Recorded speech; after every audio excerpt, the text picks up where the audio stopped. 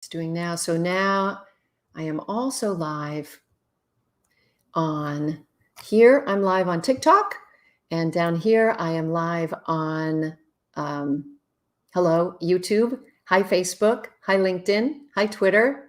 Good to see you all. I'm here to answer 3 quick relationship questions before I go over onto my Patreon Zoom room. A reminder to everybody on TikTok is that at 6:30 Pacific time, which is in about 20 minutes from now, every Wednesday, I do a private Zoom room on my Patreon page. Go to patreon.com/Dr. Wendy Walsh to join. Patreon, patreon.com/Dr. Wendy Walsh. Okay, let me open up some of the comments here. Hello, everybody watching on. Hi, Jonathan. How are you? Tell me where you're watching from. A lot of people on YouTube, I see. Give me your relationship questions. We have just a few minutes before I go over to my Patreon page. I'm stuck and afraid saying to my mom that I have a boyfriend. I'm happy with him. I'm bisexual. Oh, so it's about coming out. You know what? Wait until you're ready. Don't rush anything. If you're scared, then don't do. Maybe you have a reason to be scared. Maybe you're worried that you're going to be judged. So I would say the rule for coming out is come out, test it on people that will be appreciative and love you and welcoming, and that will be good practice for you. Hello, Jonathan in New York. Okay, not Justin Tudor. You've asked this one before, I think. My girlfriend lives a couple of hours away. She's introverted. I'm extroverted. How can we manage this gap? Well, you have to have a schedule. When you're in a long distance relationship, you must have a schedule. You can't just float out there hoping sort of when I'm going to see somebody.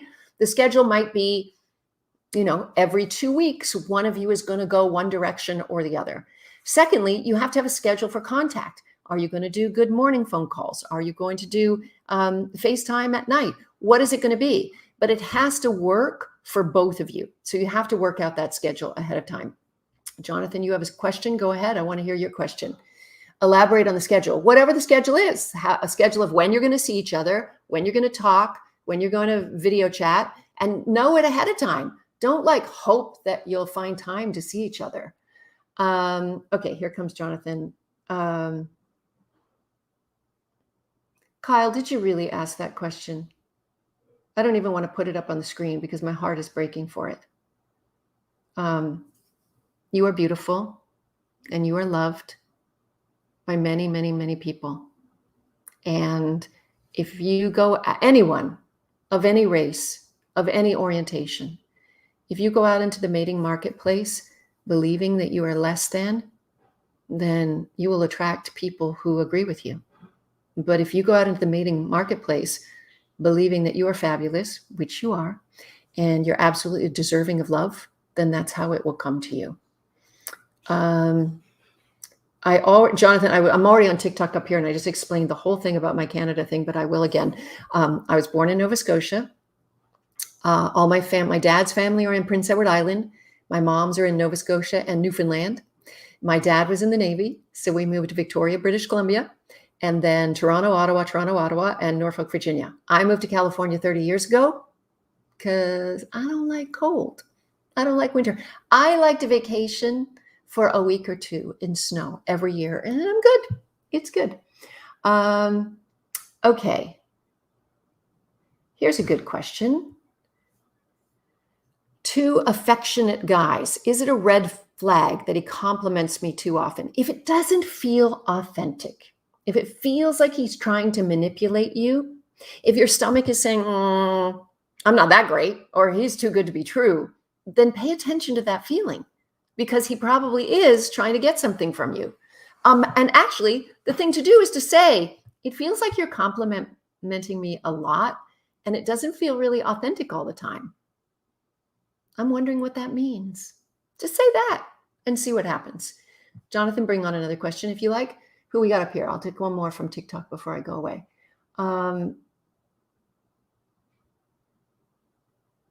Elaborating on people so let's be clear. I use the term people are wired to be bisexual depending on environmental pressures. That doesn't mean any individual today can suddenly change their sexual orientation. However, Humans evolved. So sex isn't just about procreation. Duh, we know that, right? We are cooperative breeders where entire villages and families raise kids.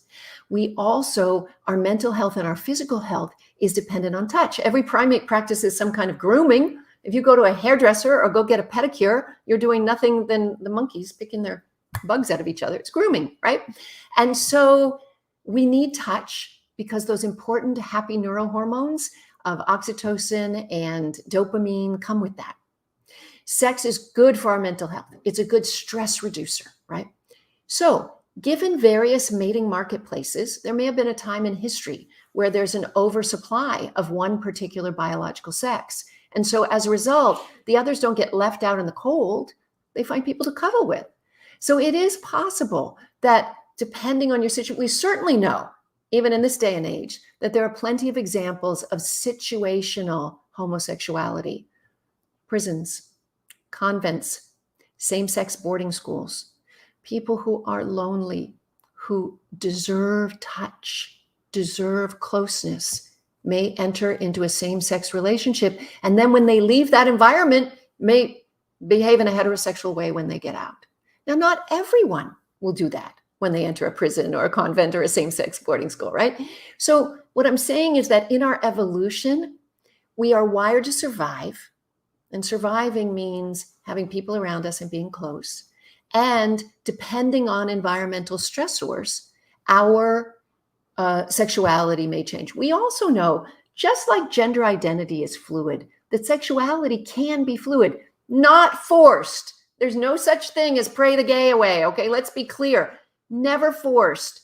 It's always about it's kind of common for women when they hit menopause and their estrogen goes down to find themselves it's more often that they'll have a same-sex relationship maybe than when they were early.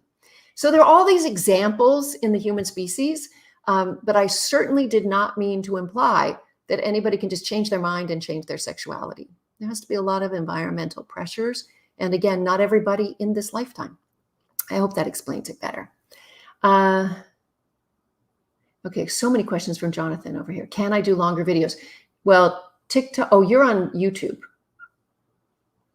Well, YouTube does YouTube Shorts, and I do long ones that are like 4 minutes too. You want longer than that?